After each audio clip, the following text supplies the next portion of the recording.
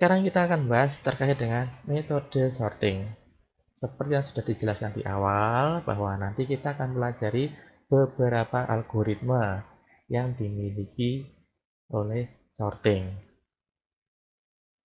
Yang akan kita pelajari nanti ada 5, yaitu bubble sort, insertion sort, selection sort, merge sort, dan quick sort. Apa bedanya? Kita bahas satu persatu. Yang pertama, bubble. Apa itu bubble? Gelembung. Kenapa kok disebut sebagai gelembung? Atau kenapa disebut sebagai bubble sort? Keterangannya, proses pengurutan secara berangsur-angsur bergerak atau berpindah ke posisi yang tepat. Bagaimana caranya? Seperti gelembung, seperti bubble, yang keluar dari sebuah gelas bersoda. Kalau kita lihat ya, bubble itu kan dari bawah naik, naik, dan seterusnya. Nah, itu contoh alur dari bubble sort. Bubble sort menurunkan data dengan cara membandingkan elemen sekarang dengan elemen berikutnya. Ini kata kunci dari bubble sort adalah bahwa bubble sort akan mengurutkan berdasarkan elemen saat ini dengan elemen berikutnya. Jadi ini masih berhimpitan. Ini dibandingkan, ini bandingkan, dibandingkan, bandingkan seterusnya. Ya, masih berhimpitan. Itu kata kunci dari bubble sort. Dan sebenarnya eh, proses bubble sort ini sudah pernah kalian pelajari ketika di pemrograman dasar. Mungkin waktu itu kalian memahami, bisa mengerjakan, tapi tidak tahu istilahnya. Ya, jadi misalkan gini, ya misalnya di sini ada 2, 3, 5, 1, 4. Biasanya bagaimana cara kalian mengurutkan? 2 dibandingkan dengan 3. Jika yang sebelah kanan itu lebih besar, ini misalkan untuk ascending ya, dari kecil ke besar, 2 dibandingkan dengan 3. Apabila yang sebelah kanan ini lebih kecil daripada yang sebelah kiri, maka akan kita tukar. Ya, proses ini tidak kita tukar karena jumlahnya, karena yang sebelah kanan lebih besar daripada sebelah kiri. Berikutnya apa yang kita lakukan? 3 dibandingkan dengan 5. Lalu kita bandingkan lagi, 3 banding 5, yang kanan lebih besar, maka tidak usah ditukar. Kemudian 5 dibandingkan dengan 1. Karena 1 ini lebih kecil daripada sebelah kiri, maka perlu kita tukar sehingga menjadi 2, 3, 1, 5, 4. Lalu setelah itu 5 dibandingkan dengan 4. Perlu kita tukar? Ya, karena yang sebelah kanan lebih kecil daripada yang sebelah kiri. Sehingga menjadi 2, 3, 1, 4, dan 5. Ya, setelah itu diapakan lagi? Bandingkan lagi kiri dengan sebelahnya, ini dengan sebelahnya. Nah, ini kata kunci dari bubble ya, pasti dibandingkan dengan elemen sebelahnya. Ya, itu sebenarnya sudah pernah kalian pelajari di pemrograman dasar. Nanti kan kita lihat bagian sebenarnya proses dari bubble sort. Kita lanjutkan dulu ya. Ketika suatu proses telah selesai, maka bubble sort akan mengulangi proses demikian seterusnya sampai dengan iterasi sebanyak n-1. Nah, sekarang kira-kira berapa jumlah bagaimana kira-kira looping? Kita mengenal ada berapa looping? Ada 3, for, while, duel. Kira-kira kita menggunakan yang mana? Kita menggunakan yang for. Tahu apa alasannya? For itu digunakan apabila jumlah elemennya jelas. Sedangkan jika jumlah elemennya tidak jelas, maka kita bisa menggunakan while maupun while. Ya, jadi kita menggunakan for. Nah, untuk bubble sort, nanti kita menggunakan berapa for? Yaitu 2 for. For pertama untuk yang dari kiri ke kanan, ya tadi ya 2 hingga ke 4 tadi.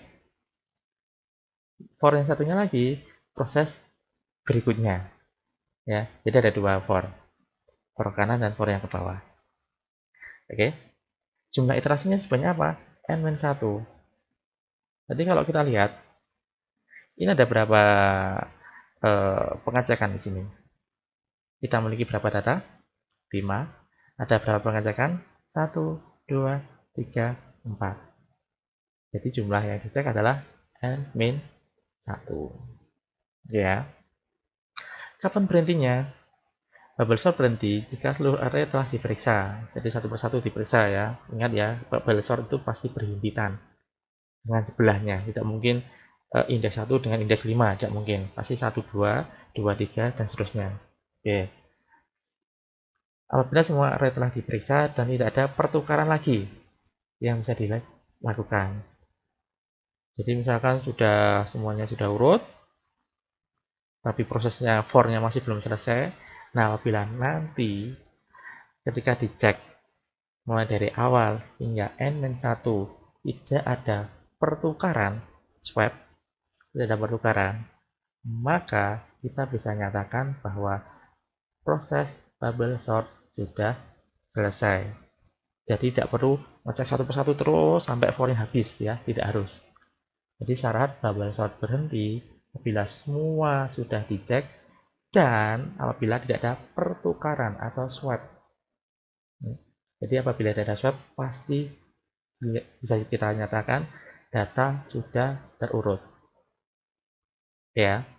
Jadi apabila tidak ada pertukaran maka kita anggap bahwa bubble sort sudah selesai. Jelas? Oke. Oke, ini nanti kita gunakan apa namanya penjelasan yang visualisasi saja. Ini saya lewati ya, karena ini kurang interaktif, kurang atraktif. Jadi kita nanti akan menggunakan visualisasi. Oke, kita lanjutkan. Metode yang kedua adalah insertion sort. Insertion sort itu sebagai contoh ya, di sini sudah ada keterangannya, tapi akan saya jelaskan sendiri. Insertion sort itu seperti kalian bermain kartu. Saya kartu remi ya, As, 2, 3, J, I, K, ya. Itu adalah kartu remi. Contohnya adalah ketika kalian bermain minuman. Tahu ya minuman ya? Jadi biasanya kan kalau kita main minuman, kartunya dikocok dulu, kemudian dibagikan. Ada yang dibagikan 5, ada yang 7, ya bebas. Nah, setelah ketika kartu dibagikan, itu kondisinya bagaimana? Kartunya tertutup atau terbuka? Ketika dibagikan, kartunya tertutup. Kemudian, apa yang dilakukan oleh pemain? Ada yang melakukan seperti ini, ya, karena ini permainan minuman ya, bukan permainan yang lain, ya.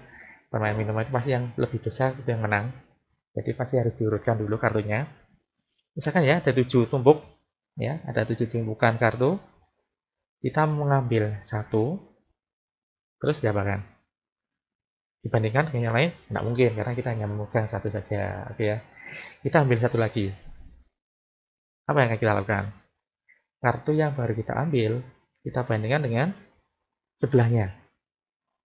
Apabila yang sebelahnya ini, apa yang kita pegang ini lebih kecil, maka kita tukar posisinya. Kita sekarang punya 2 kartu. Kita ambil kartu yang ketiga.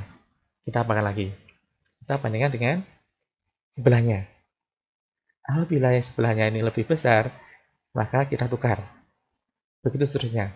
Jadi insertion sort itu kita mengambil, kalau diibaratkan kartu ya, kartunya dalam keadaan tertutup, kita belum tahu itu kartunya isinya berapa, ya. Kemudian kita ambil satu persatu, kita bandingkan dengan sudah kita pegang tadi, dengan kartu yang sudah terbuka. Oke ya. Jadi apa bedanya dengan bubble sort? Kalau bubble sort, kita sudah tahu kartunya, kita sudah tahu angkanya, tapi kita cara membandingkannya adalah berhimpitan, karena terus-menerus dan bergeser.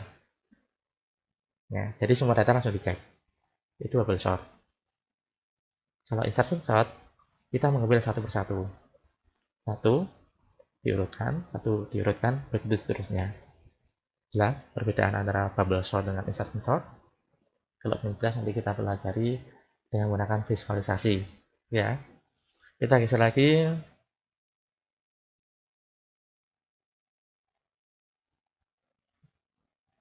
Berikutnya adalah metode selection sort. Selection sort ini juga mirip kalau kita ibaratkan dengan kartu ya. Kalau insertion sort tadi bagaimana? Kartunya tertutup. Kalau selection sort ini seperti kalian setelah bermain kartu, kemudian kalian menyusun kembali kartu tersebut secara urut. Apa yang kalian lakukan? Kartunya tertutup atau terbuka? Ketika kalian bermain kartu, ya, sudah selesai, kemudian kalian ingin mengumpulkan kembali, kartunya dalam kondisi terbuka. Bagaimana caranya kalian mengurutkan? Kalian sebar kartunya dengan keadaan terbuka, kemudian dicari yang paling kecil, ya, selection.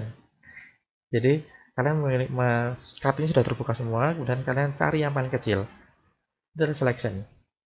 Begitu seterusnya. Apa bedanya dengan apa namanya insertion sort? Insertion sort kartunya tertutup, kita buka satu persatu, bandingkan, buka satu, bandingkan. Kalau ini tidak, ini terbuka semuanya, kita ambil kartu yang paling kecil, ya. Itu adalah apa namanya gambaran dari metode selection sort. Nanti lebih jelasnya kita menggunakan visualisasi, oke ya. Kita next. Iya, jadi apa perbedaan antara bubble sort, insertion sort, dan selection sort? Bubble sort itu pasti berimpit, semua sudah terbuka dan cek satu persatu semuanya. Kalau insertion sort, diambil satu persatu, bandingkan, ambil satu, bandingkan. Selection sort, semua sudah terbuka, kita pilih mana yang paling kecil. Jadi semua data dicek, cari yang paling kecil. Semua cari dicek, mana yang paling kecil. Oke, jelas ya, itu perbedaannya. Ini kita lewati saja dulu, nanti kita langsung ke visualisasi. Metode yang keempat adalah merge sort. Merge sort itu kalau di sini dijelaskan bahwa tidak memungkinkan untuk ditampung dalam memori komputer karena jumlahnya terlalu besar. Ya, jadi merge sort ini dia bisa dibilang eh, cukup cepat, tapi terkait dengan kapasitas storage memori, ya. Ini membutuhkan memori yang lebih besar dibandingkan dengan yang lainnya. Nah, apa kata kunci dari merge sort? Merge sort itu kata kuncinya adalah ini, divide and conquer. Apa artinya divide and conquer? Yaitu kita memisahkan antara eh, data yang sudah tersebar, data yang belum urut yang sudah tersebar, kemudian kita bagi menjadi dua. Begitu seterusnya sampai tinggal satu bagian saja. Misalkan ya, kita di sini memiliki eh,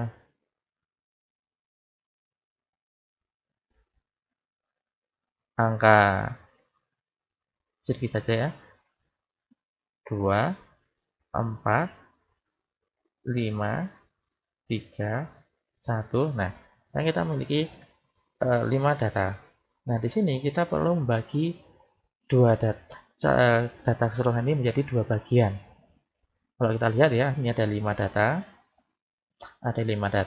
kita bagi menjadi dua. 5 bagi 2 integer berapa? 2. Ya, jadi kita bagi 1, 2. Kita bagi. Yang ini 24, yang ini 5, 3, 1. Kita fokus yang paling kiri dulu. Ingat tadi kata kunci dari medsos harus tinggal satu bagian. Kita lihat ini ada berapa? Ada 2. Berarti masih bisa kita divide. Ya, silahkan dibagi. Ada 2 data, dibagi 2 integer dengan 1. Ya, jadi tinggal satu data. Kita pisah lagi, kita divide. Kita fokus yang kiri lagi. Ya, yang kiri lagi. Ini ada berapa data? 1. Bisa dibagi lagi? Tidak. Ya, berarti kita pindah ke yang kanan. 4. Berapa data di sini? 1. Bisa dibagi? Tidak. Lalu apa? Langkah selanjutnya yaitu apabila sudah tidak bisa dibagi lagi atau sudah tidak bisa di-divide lagi, maka kita conquer, kita taklukkan, kita pecahkan solusinya, ya. Jadi 2 dan 4 ini nanti akan kita bandingkan. 2 dan 4 akan kita bandingkan. Apabila yang partisi kiri ini lebih kecil daripada partisi yang kanan, maka kita ambil yang paling kecil. Jadi menjadi 2, ini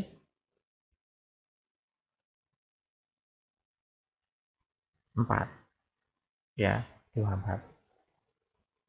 Bagian ada yang sebelah kanan ini. Ada 3 data, perlu dibagi lagi? Ya, karena belum satu bagian. Kita bagi menjadi 3 dibagi 2 integer, 1, ya. Kita bagi. Yang ini 5, yang ini 31. 5 bisa dibagi lagi?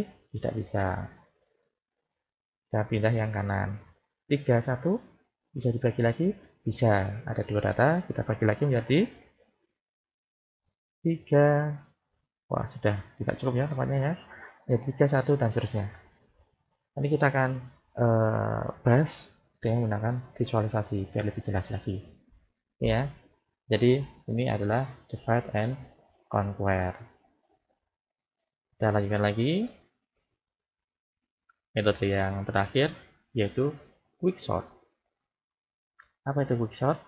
Yaitu metode pengurutan yang menggunakan partisi juga. Jadi mirip dengan merge sort, ya. Tapi partisi di sini perbedaannya adalah dia memiliki ada pivot, ya, ada sistem pivot. Jadi penengahnya itu kita sebut sebagai pivot. Kalau merge sort itu divide and conquer. Ada data dibagi menjadi 2. Apabila belum menjadi satu bagian, kita pecah terus. Kalau sudah selesai, tinggal satu, baru kita conquer, kita taklukkan, kita gabung. Nah, kalau quicksort nanti kita akan memiliki suatu pivot, yang mana pivot ini sebagai acuan titik tengahnya. Yang artinya, ini ya, data dibagi menjadi 2 bagian, yaitu data di sebelah kiri partisi atau pivot selalu lebih kecil dari data di sebelah kanan, ya. Jadi pivot itu letaknya nanti letaknya tepat dia ada di posisi mana.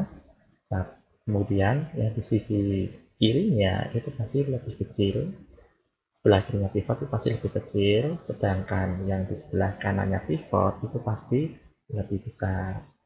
Oke ya, jadi lebih jelasnya kita lihat di visualisasinya. Oke, ya.